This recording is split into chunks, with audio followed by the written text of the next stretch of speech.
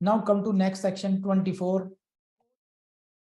Code to give copies of order free of cost. बहुत आसान है, सेक्शन 24 की हेडिंग रट लीजिए, काम चल जाएगा आपका। कौन से सेक्शन में court free of cost copy देगी आदेश की? दी मजिस्ट्रेट शैल को हाईलाइट कर लीजिए।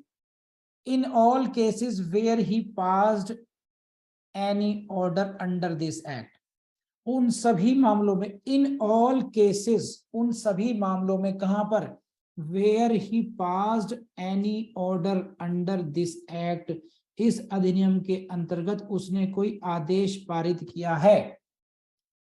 इन that case he shall, the magistrate shall order, वो ऐसा आदेश करेगा that a copy of such order shall be given free of cost. Free of cost copy दी जाएगी किस किस को? To the parties, to the application, to the police officer in charge of the police station. कहां पर? In the jurisdiction of which magistrate has been approached, एक, officer in charge दो, and any service provider number 3। तो ये देखो question यहां से ये बनेगा। पहली बात तो ये क्वेश्चन ये बनेगा आपसे कि साहब फ्री ऑफ कॉस्ट कॉपी देने का प्रावधान कहां पे दिया गया है? सेक्शन 24 में है, यहां से आ गया। और कॉपी कब किस किस को दी जाएगी ध्यान कर लेना बस। एक तो दी जाएगी पार्टीज को, दोनों पार्टीज को, ऑफिसर इंचार्ज पुलिस स्टेशन को, नंबर 2। लेकिन ऑफिसर इंचार्ज कौन सा वाला? In the jurisdiction of which magistrate has been approach, यानी कि कंसर्न्ड मजिस्ट्रेट वाला, जहां पर जिसके जुरिसडिक्शन के मजिस्ट्रेट को अप्रोच किया गया है, उस वाले ऑफिसर इंचार्ज को। मुखर्जी नगर थाने का मजिस्ट्रेट है तो मुखर्जी नगर के थाने के इंचार्ज को वो इंफॉर्मेशन भेजेगा, अपने थाने के उसमें, ये इन दो को भेजेगा। और तीसरा है any service provider located with in the local limits of the jurisdiction of the court. Court का जो जुरिसडिक्शन है उसमें जो कोई सर्विस प्रोवाइडर है उसको भी दी जाएगी। तो क्वेश्चन आपसे पूछ लेंगे कि फ्री ऑफ कॉस्ट कॉपीज किस किस को देंगे? पहला तो सब जानते हैं, पार्टीज को तो देंगे ही देंगे, पुलिस ऑफिसर इंचार्ज को भी दे देंगे, चलिए, लेकिन भैया यहाँ पर इसको भी देंगे, किसको? सर्विस प्रोवाइडर को भी देंगे। किसको? सर्विस प्रोवाइडर को, जो कि मजिस्ट्रेट के जुरिसडिक्शन में आता हो। लेकिन सिचुएशन चेंज है थोड़ी सी।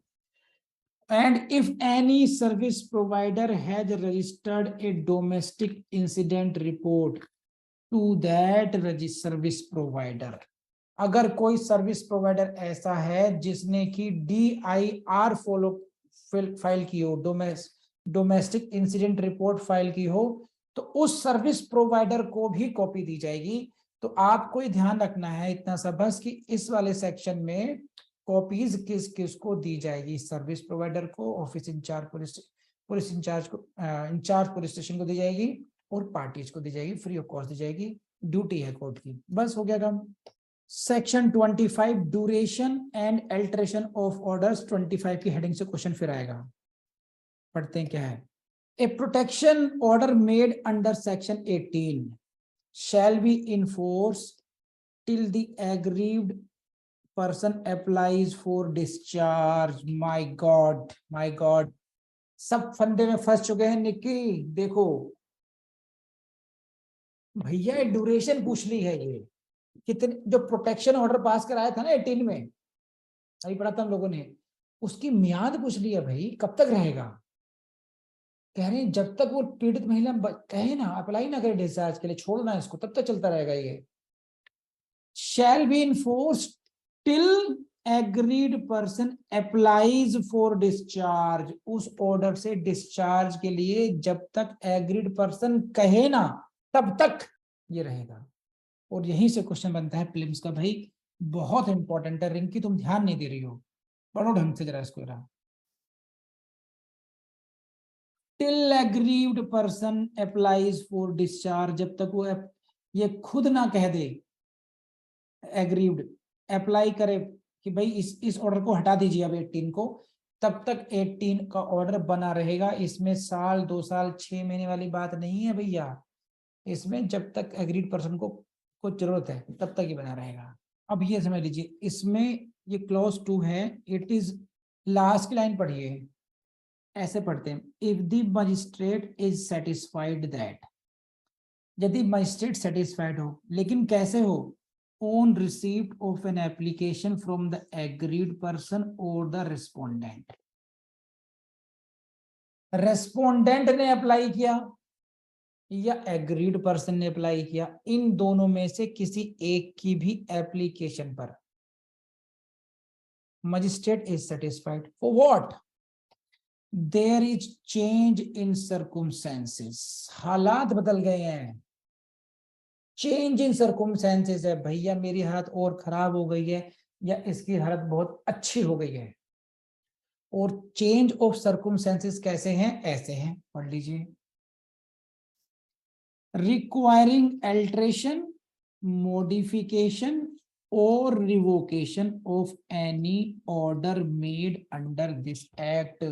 भैया अब ऐसे हालात हो गए हैं, चेंज ऑफ सर्कमस्टेंसेस हो गया है कि आपने जो ऑर्डर किया था पहले उसको अल्टर कर दो, अल्टरेशन करा लीजिए, मॉडिफाई कर दो, बात एक ही है, या उसको प्रभु वापस ले लो। अब रिवोकेशन, मॉडिफिकेशन और रिवोकेशन इसमें आ गई। और सेटिस्फाइड है ही है, मजिस्ट्रेट अगर सेटिस्फाइड है तो मजिस्ट्रेट क्या करेंगे? ही में पास सच ऑर्डर एज ही में डीम एप्रोप्रिएट, जैसा उनको उचित लगे वैसा ऑर्डर पास कर सकते हैं। लेकिन खास बात प्रीलिम्स में आएगी, ये रही लाइन रेड लाइन में, रेड कलर में, for reasons to be recorded in writing, यानी कि अगर वो ऑर्डर को अल्टर करेगा, मॉडिफाई करेगा, then he will have to record the reasons in writing, उसको राइटिंग में उन कारणों को लिखना होगा। और भैया मेरे यही प्रीलिम्स में क्वेश्चन आते हैं कई बार कि रिकॉर्डिंग ऑफ रीजंस जरूरी है या नहीं है? रिकॉर्डिंग ऑफ रीजंस जरूरी है, जस्टिफाई करो क्यों मॉडिफाई कर रहे हो, क्यों रिवोक कर रहे हो, क्यों अल्टर कर रहे हो अपने ऑर्डर को।